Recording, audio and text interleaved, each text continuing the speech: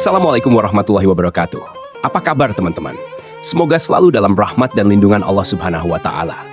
Kali ini, kita akan membahas sebuah pertanyaan yang mungkin sering terlintas di benak kita, tapi jarang kita bicarakan dengan serius. Mengapa kita lebih sering mengikuti hawa nafsu daripada mengikuti perintah Allah? Pertanyaan ini mungkin terdengar provokatif, bahkan membuat kita sedikit tidak nyaman.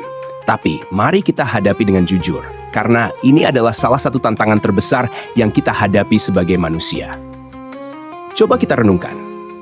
Berapa kali dalam sehari kita tahu bahwa kita harusnya melakukan sesuatu yang baik, tapi malah memilih yang sebaliknya.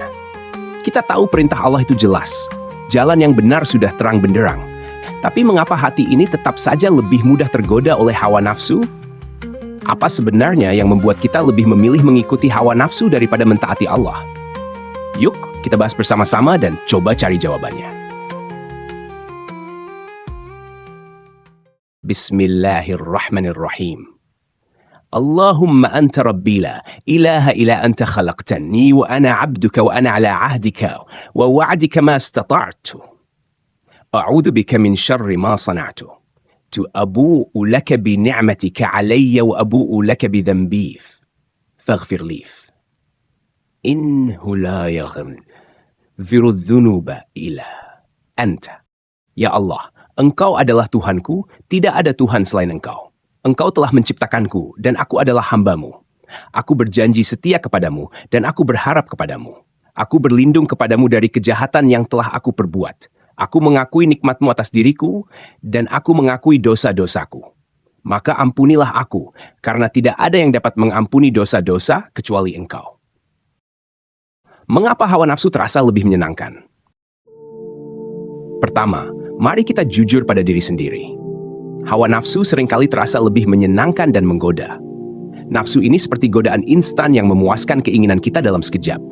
Kita tahu bahwa sesuatu itu salah, tapi karena terlihat menarik, mudah, dan menyenangkan, kita lebih memilih mengikutinya. Kenapa? Karena hawa nafsu menawarkan kesenangan cepat tanpa perlu banyak berpikir. Tapi bukankah ini justru jebakan yang sangat halus? Allah Subhanahu wa Ta'ala berfirman, "Dan adapun orang yang melampaui batas dan lebih mengutamakan kehidupan dunia, maka sesungguhnya nerakalah tempat tinggal." Jadi, jelas bahwa hawa nafsu seringkali berhubungan dengan dunia dan kenikmatan sesaat. Tapi ingat, kenikmatan yang sesaat ini bisa berujung pada penderitaan abadi di akhirat. Kesenangan yang kita kejar sekarang, apakah benar-benar sepadan dengan konsekuensinya nanti? Atau kita hanya sedang menipu diri sendiri? Setan menggoda, hati tak siap menolak. Setan sudah berjanji akan menyesatkan manusia, dan hawa nafsu adalah alat utamanya. Setiap kali kita berada di persimpangan antara ketaatan dan dosa, setan pasti hadir dengan bisikan halusnya. Setan itu pintar. Dia tahu persis bagaimana menjerat kita melalui hawa nafsu.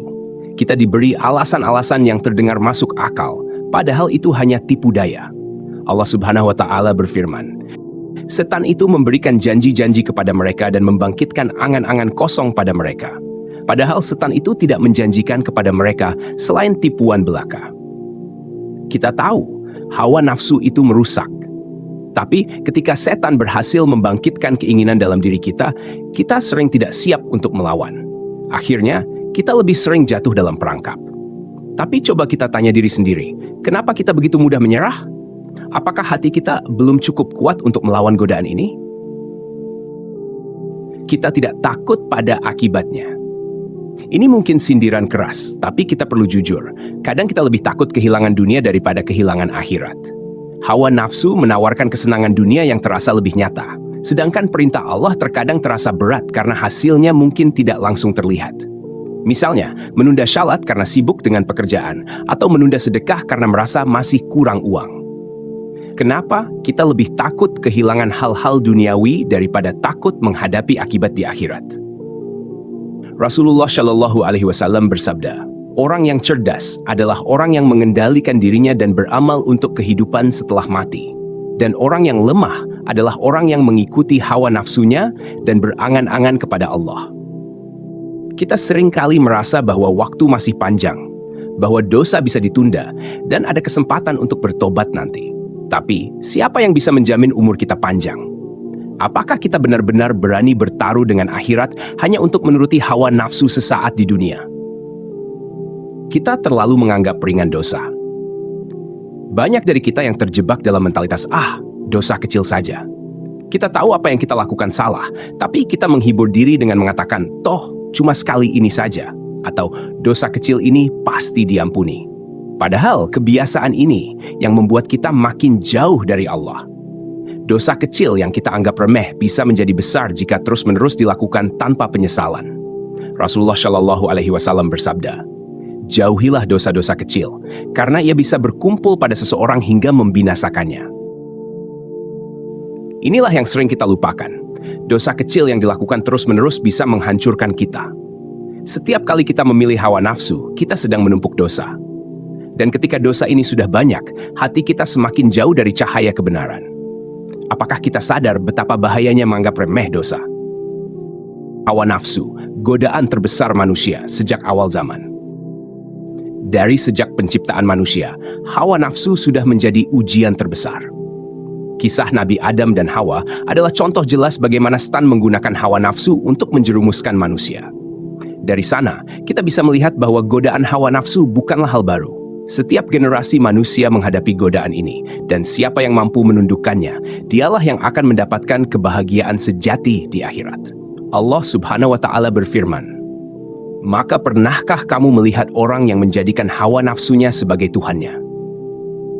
Ini sindiran paling keras. Apakah kita sudah menjadikan hawa nafsu sebagai Tuhan kita? Setiap kali kita lebih memilih menuruti hawa nafsu daripada mengikuti perintah Allah, kita sebenarnya sedang mendewakan hawa nafsu itu sendiri. Kita menempatkan hawa nafsu di atas perintah Allah, dan ini adalah bentuk kemusyrikan yang sangat halus. Berani menundukkan hawa nafsu adalah kunci surga, teman-teman. Hawa nafsu memang godaan yang berat, tapi inilah ujian yang harus kita hadapi dalam hidup. Setiap kali kita memilih ketaatan daripada hawa nafsu, kita sebenarnya sedang melawan setan dan mendekatkan diri kepada Allah. Rasulullah telah mengajarkan kita untuk selalu berjuang melawan hawa nafsu, karena itu adalah kunci untuk mendapatkan kebahagiaan di dunia dan akhirat. Jadi, mari kita renungkan bersama. Apakah kita lebih sering mengikuti hawa nafsu atau perintah Allah? Dan apa yang bisa kita lakukan untuk lebih sering memilih jalan ketaatan? Ingat, kita tidak pernah tahu kapan waktu kita akan habis. Jangan sampai kita menyesal karena terlalu lama menuruti hawa nafsu dan melupakan perintah Allah. Terima kasih sudah menyimak sampai akhir. Semoga kajian ini bisa menjadi pengingat bagi kita semua untuk lebih waspada dalam menjalani hidup. Wassalamualaikum warahmatullahi wabarakatuh.